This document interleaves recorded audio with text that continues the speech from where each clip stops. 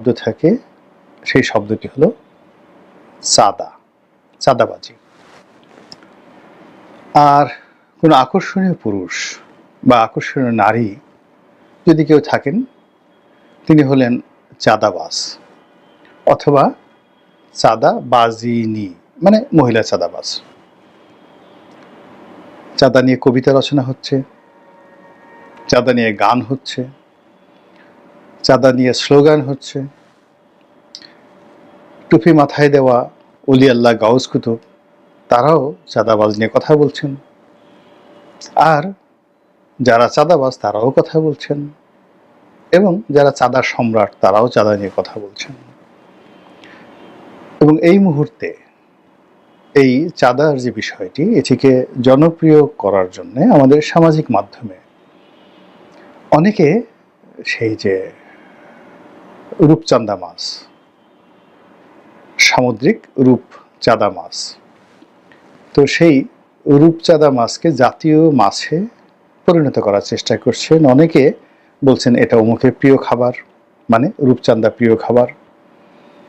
তারপরে আবার ওই যে আমাদের যে জ্যামিতি বক্স, তো জ্যামিতি বক্সের মধ্যে একটা অর্ধ চন্দ্রাকৃতির যে একটা প্লাস্টিকের যে থাকতো, যেটাকে আমরা চান্দা বলতাম, তো ওটাও এক হাতে নিয়ে মানুষে নানা রকম ব্যঙ্গ করছে যে এটা ওনার গলার মালা। জ্যামিতি বক্সের ওই চান্দা ওনার গলার মালা। আর চাঁদা মাছ, রূপচাঁদা মাছ, যেটাকে আমরা আঞ্চলিক ভাষায় চান্দা বলি, চান্দা মাছ, রূপচান্দা বলি, সেই রূপচান্দা এখন অমুকের প্রিয় খাবার, গণেশের প্রিয় খাবার, গদার প্রিয় খাবার, ঘসেটি বেগমের প্রিয় খাবার, এরকম নানা রকম কথাবার্তা বলা হচ্ছে চাঁদা নিয়ে। যখন মনে হলো যে আমাদের দেশে চাঁদ নিয়ে অসাধারণ একটা সুন্দর কবিতা রয়েছে, যে শিশুকে চাঁদ দেখাচ্ছে মা, আয় আয় চাঁদ মামা টিপ দিয়ে যা, চাঁদের কপালে চাঁদ টিপ দিয়ে যা। তো শিশু যিনি রয়েছেন মাতৃ করে, তাকেও চাঁদের সঙ্গে তুলনা করা হচ্ছে। আর চাঁদকে বলছে যে আমার হাতে যে চাঁদ রয়েছে, মানে শিশুটি রয়েছে, এই শিশুর কপালে চাঁদ তুমি তোমার আকাশ থেকে নেমে এসে একটা চুম্বন দিয়ে যাও। এখন পৃথিবীর সারা দুনিয়ার যত চাঁদাবাজ আছে, বাংলাদেশের চাঁদাবাজদের এখন এত রমরমা অবস্থা। বাংলার মানুষ এখন এই যে যারা চাঁদাবাজ আছেন তাদেরকে স্যালুট করছেন, তাদেরকে তোয়াজ করছেন, তদবির করছেন, ভয় পাচ্ছেন। যারা দুর্বল চিত্তের মানুষ তারা পুজো অর্চনা করছেন, তাদেরকে পীর মানছেন, তাদেরকে মুর্শিদ মানছেন। তো মুর্শিদ আমার গলার মালা ধীরে ধীরে টানে, যে ওয়াজটা আছে না, মুর্শিদ আমার গলার মালা ধীরে ধীরে টানে ডিজে ওয়াজ। তো এরকম যে চান্দা আমার গলার মালা, চান্দা ভাই আমার গলার মালা, আসেন আসেন আসেন, এরকম দেখবেন যে জিকির তৈরি হয়ে গেছে। এই চাঁদা নিয়ে মারামারি হচ্ছে, চাঁদা নিয়ে খুন খারাপি হচ্ছে। এই চাঁদার কারণে শিল্প কলকারখানা ধ্বংস হয়ে যাচ্ছে, আবার চাঁদার কারণে নতুন নতুন শিল্প কলকারখানা গড়ে উঠছে। চাঁদার টাকায় রোলস রয়েস, মার্সিডিজ বেঞ্জ থেকে শুরু করে অনেক দামি দামি গাড়ি হচ্ছে, বাড়ি হচ্ছে দেশে বিদেশে সর্বত্র। ফলে আমাদের এই চাঁদাবাজদের মধ্যে যে কমিউনিটি, এই কমিউনিটি হলো ধরেন একেবারে স্তর আছে, যারা একেবারে ছোট চাঁদাবাজ তাদেরকে বলা হয় চাঁদাবাবু বা চান্দাবাবু। এরপরের স্তরটা হলো চান্দা ভাই। একটু পাড়া মহল্লা যারা চাঁদাবাজি করেন, চান্দা ভাই। তো চান্দা ভাইয়ের যে বড় নেতা দেখা গেল তিনি চান্দা কাকু। তো চান্দা কাকু, আর সবচেয়ে যিনি গ্যাংস্টার তিনি হলেন চান্দা বাবা বা চাঁদা বাবা। এখন এই চাঁদা বাবাদেরকে নিয়ে চান্দা ভাইদের, চান্দা কাকুদের, চান্দা বাবুদের যে উন্মাদনা, যে সিন্ডিকেট, টেকনাফ থেকে তেঁতুলিয়া পর্যন্ত গড়ে উঠেছে গত 11 মাসে, এবং এই সিন্ডিকেটের মধ্যে বিভিন্ন গ্রুপ রয়েছে। আকাশে যেভাবে তারকাপুঞ্জদেরকে নিয়ে নীহারিকা রয়েছে, গ্রহাণুপুঞ্জ রয়েছে, গ্যালাক্সি বা মিল্কওয়ে রয়েছে, তেমনি এখন বিভিন্ন রাজনৈতিক শক্তি, অরাজনৈতিক শক্তি, যারা অস্ত্রবাজি করেন সে অস্ত্রবাজি, আন্ডারওয়ার্ল্ডের যারা ডন, সবাই এরকম আলাদা আলাদা একটা চাঁদার বলয় তৈরি করে ফেলেছেন। এবং একটি চাঁদার গ্যালাক্সি আরেকটি চাঁদার গ্যালাক্সির সঙ্গে সংঘর্ষে জড়িয়ে পড়ছেন। দূর থেকে আমরা যেভাবে মহাকাশের যে ছায়াপথ বা গ্যালাক্সিকে দেখি, আমরা বাংলাদেশের মানুষ এই চাঁদা সিন্ডিকেটদেরকে দেখছি, এবং এক চাঁদাবাজ আর এক চাঁদাবাজকে অসাধারণ সুন্দরভাবে গালাগাল দিচ্ছে।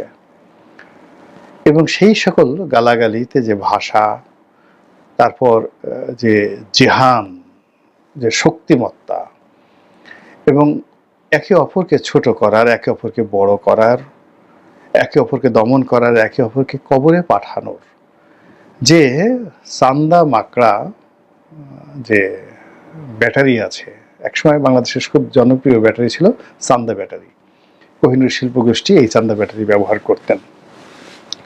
তো এই চান্দা মার্কা ব্যাটারির যে যন্ত্রণা, দাপট, লাইট, এটা বাংলাদেশকে রীতিমতো তছনছ করে ছেড়ে দিচ্ছে। আর এর ফলে কি হলো, রাজনীতির যারা বড় বড় মশহুর ব্যক্তি, তারা একে অপরকে কিভাবে চান্দাবাজ বলে গালি দিচ্ছেন এবং কিভাবে তাদেরকে ঘায়েল করছেন, তারা গত আমরা কয়েক সপ্তাহ ধরে দেখেছি। তো এই যে চান্দা সংক্রান্ত যে অর্থনৈতিক কর্মকাণ্ড, এটিকে আমরা এতক্ষণ যা কিছু বললাম কল্পনা, সেই কল্পনার জগৎ থেকে আমরা যদি বাস্তবে নিয়ে আসি, তাহলে ধরুন চরমোনাই পীর সাহেব, জামাত, এনসিপি, তারপরে বিএনপি, তার সঙ্গে সঙ্গে আরও অনেক ছোটোখাটো যারা দল রয়েছেন, যারা ওইভাবে সন্ত্রাস করতে পারেন না, কিন্তু তারাও চাঁদা কালেকশন করেন। তো এই যে চাঁদাবাজি, সেই চাঁদাবাজির মধ্যে যে প্রতিযোগিতা শুরু হয়ে গেছে যে কে কত বেশি কালেকশন করতে পারে এবং কতটা ইউনিক উপায়ে এই চাঁদাবাজি তারা করতে পারেন, ওটার উপরে এখন তাদের সফলতা নির্ভর করছে। যেহেতু বিএনপি সবচেয়ে বড় দল, ফলে এই সিন্ডিকেটে তাদের অংশগ্রহণ বেশি থাকবে। দলের মধ্যে ভালো মানুষও যেভাবে আছে, মন্দ মানুষও যেভাবে আছে। আর এই বিএনপির চাঁদাবাজ যারা আছেন বা চাঁদাবাজ যারা আছেন, তাদের যে সফলতা, তাদের যে গ্লিমসেস, এবং তাদের যে মানে যাকে বলা হয় বিকিরণ, ফুটফুটে মানে আলো তারা বিকিরণ করছে, চাঁদার আলো, চাঁদের আলো, এটা দেখে বিএনপি যারা প্রতিপক্ষ তারা তো বেহুশ। এটা কি ধরনের কথা? এত চাঁদা মানুষ খেতে পারে? আরে বাবা খাও, আমাদেরকে একটু দিয়ে ছিয়ে খাও, ভাগাভাগি করে খাও। তা না করে তোমরা পুরোটাই খেয়ে ফেলছো, আর একবারও আমাদের কথা চিন্তা করছো না। নিজেরা চাঁদাবাজি করে নিজেরা মরে যাচ্ছ, আর আমরা যে চাঁদা না পেয়ে মরে যাচ্ছি, এই দৃশ্য তোমরা ভাবছো না। ফলে কি হলো, বিএনপিকে, যারা বিএনপির ভালো মানুষ তাদেরকে সহ একেবারে বিএনপি যারা শীর্ষ নেতৃবৃন্দ রয়েছেন, তাদেরকে এই চাঁদা সিন্ডিকেটে জড়িয়ে কলঙ্কিত করার জন্য বিএনপির প্রতিপক্ষ যারা আছেন তারা মাঠে নেমে গেছেন। অন্যদিকে বিএনপি যখন এই বদনাম দুর্নামে একেবারে ক্ষত বিক্ষত, ঠিক সেই সময়টিতে তারাও তাদের প্রতিপক্ষ তাদেরকে চাঁদাবাজ বানানোর জন্য নানা রকম যাকে বলা হয় ন্যারেটিভ তারা তৈরি করে ফেলেছেন। তাদের বক্তব্য হলো চিনি চিনি চিনি, মুখে দাঁড়িয়ে আছে, কিন্তু তলে তলে তুমি চাঁদাবাজি করো। তুমি গরিব মানুষদেরকে ভুলিয়ে ভাপিয়ে তাদেরকে জাহান্নামের ভয় দেখাও, শয়তানের ভয় দেখাও, তারপরে শেষে তাদেরকে জান্নাতের লোভ দেখাও, লোভ দেখে তাদের কাছ থেকে চাঁদা কালেকশন করো, এবং সেই চাঁদা দিলে তুমি তাদেরকে ফু দাও, চাঁদা না দিলে ফু দাও না, এগুলোকে আমরা বুঝি না। এবং তোমরা জিকির করো, আস্কার করো, মাহফিল করো, যা কিছু করো, সব কিছুর মূলে রয়েছে চাঁদাবাজি। এবং সেই চাঁদাবাজিকে তোমরা হাদিয়া বলো, সেই চাঁদাবাজিকে তোমরা আরও অনেক কিছু বলো, কিন্তু আলটিমেটলি তোমরা চাঁদাবাজ। ফলে তোমরা যেভাবে আমাদের গোপন অঙ্গে বাঁশ ঢুকানোর চেষ্টা করছো, আমরাও ছাড়ব না, আমাদেরও বাঁশ আছে। দরকার হলে বাঁশ আমদানি করব, জাপান থেকে আমদানি করব, তারপরে চায়না থেকে আমদানি করব। এমন পিচ্ছিল বাঁশ কোন জায়গাতে যে ঢুকিয়ে দেবো টেরই পাবা না। ফলে কি হচ্ছে, এই যে চাঁদা নিয়ে যে রেশারেশি, চাঁদা নিয়ে যে পাল্টা অভিযোগ, এর মধ্যে দ্বিতীয় স্তরে মানে এক পক্ষ অপর পক্ষকে বাঁশ দেওয়ার জন্য তারা দরকার হলে বাঁশ আমদানি করার জন্য এলসি খুলে ফেলেছে। এবং তার কিছু নমুনা আমরা রাজপথে দেখতে পাচ্ছি গত 24 ঘন্টাতে। এরপর অন্যান্য যে রাজনৈতিক দল, যেমন ধরুন জামায়াতে ইসলামী, এখন তারা ওই রশিদ দিয়ে তারা বিভিন্ন মানুষের কাছ থেকে সাহায্য নেয়। তো উপরে লেখা আছে বাইতুল মাল। বাইতুল মাল, আমাদের দেশে মাল শব্দটি একটা সময় খুব যাকে বলা হয়, যদি আপনি ধর্মীয় দৃষ্টিকোণ থেকে চিন্তা করেন, মাল মানে সম্পদ। কিন্তু যেহেতু এখন যেভাবে গালাগালি হচ্ছে, তারেক রহমান সাহেবকে গালি দিচ্ছে, তো গালি দিচ্ছে, তার যে একটা ঢ্যাস মেরে দেওয়ার চেষ্টা করা হচ্ছে। তারপরে তারেক রহমান সাহেব একজন সুপুরুষ, তাকে নারী বানিয়ে তাকে নারীর অঙ্গের সঙ্গে তুলনা করা হচ্ছে, বলা হচ্ছে তারেক রহমান দন্তের সহায়কারে সা। এই তো এটা এখন জনপ্রিয়, আর বলার দরকার নেই। মানে এই শব্দটি বলে মূলত তারেক রহমানের লিঙ্গান্তর ঘটানো হচ্ছে, মানে তাকে পুরুষ থেকে নারীতে রূপান্তরিত করা হচ্ছে। যে ও কিসের ড্যাশ, মানে এমন একটা ড্যাশ যেটা পুরুষের থাকে না, নারীর থাকে। যদি তারেক রহমানকে কোনো পুরুষের যে চিহ্ন রয়েছে, পুংলিঙ্গ রয়েছে, এটার সঙ্গে তুলনা করা হতো, এটা তার জন্য অসম্মানের বিষয় হতো না, কিন্তু তাকে নারী অঙ্গের সঙ্গে তুলনা করা হচ্ছে। তো এই যে জায়গাগুলো তারা করা হচ্ছে মূলত বিএনপিকে বাঁশ দেওয়ার জন্য। আর বিএনপি তো বসে থাকবে না।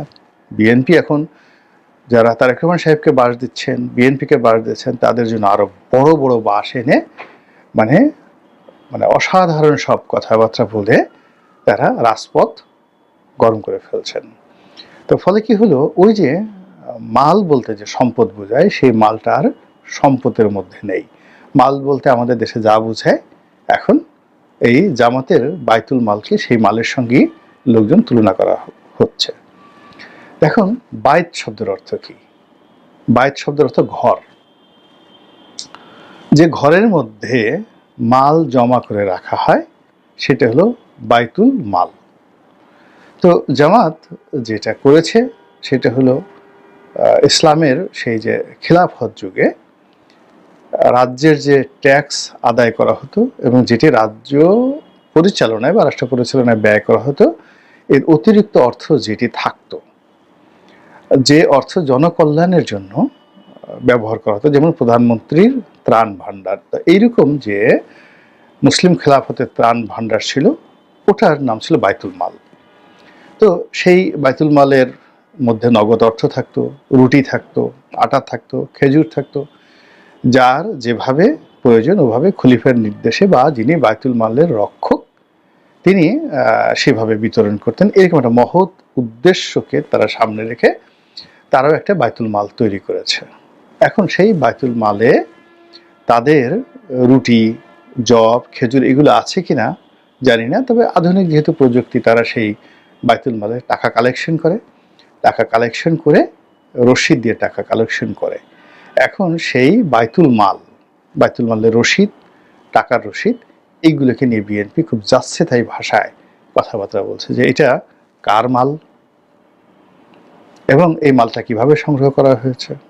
এই মালটা যে ঘরের মধ্যে রাখা হয়েছে, সেই মাল যেখানে রাখা হয়েছে সেটি কি মালসার মধ্যে রাখা হয়েছে? আপনারা তো মালসা জানেন, যে গ্রামে হাজাল, মালসা, এগুলো আমাদের আঞ্চলিক ভাষা। তো এটাকে উত্তপ্ত যে ভাণ্ড, মাটির ভাণ্ড, এটাকে বলা হয় হাজাল। আর সাধারণ যে সকল তরল পদার্থ রাখা হয় সেটাকে বলা হয় মালসা গ্রামে।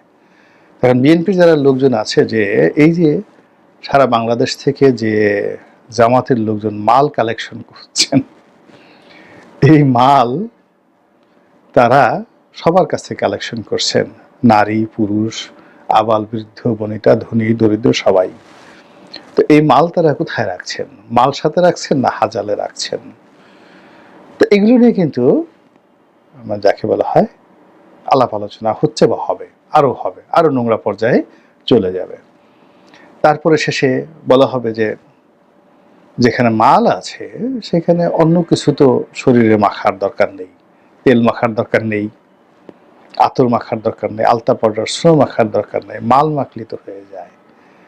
আর যারা এই বাইতুল মালের মাল কালেকশন করেন, এই মাল পার্টি, তো এই মাল পার্টি যাদের সারা শরীরে শুধু মালে ভরা, তো বুঝেন যে বক্তব্যগুলো কত অশ্লীল অশ্রাব্য হয়ে যাচ্ছে, যেভাবে তারেক রহমানের যাকে বলা হয় লজ্জায় স্থানে গুলোতে গুপ্ত অঙ্গে যারা কি মারতে চাচ্ছেন, ঢুকাতে চাচ্ছেন কিছু একটা বাস বা অন্য কোনো কিছু। এনিওয়ে, তো এইভাবে আসলে যা কিছুই হচ্ছে সবই হলো এই চাঁদাকে কেন্দ্র করে। সেটা হাদিয়া বলেন, বাইতুল মাল বলেন, সেটা জোরাজুরি করে আদায় করা বলেন, টাকা পয়সা বিএনপি করুক, জামাত করুক, তারপর শেষে চরমোনাই করুক, পুরো বাংলাদেশটা এখন চাঁদা নিয়ে যে রাজনীতি চলছে, চাঁদার রাজনীতি চলছে, এইরকম দুরবস্থা বাংলাদেশের রাজনীতিতে কখনো হয়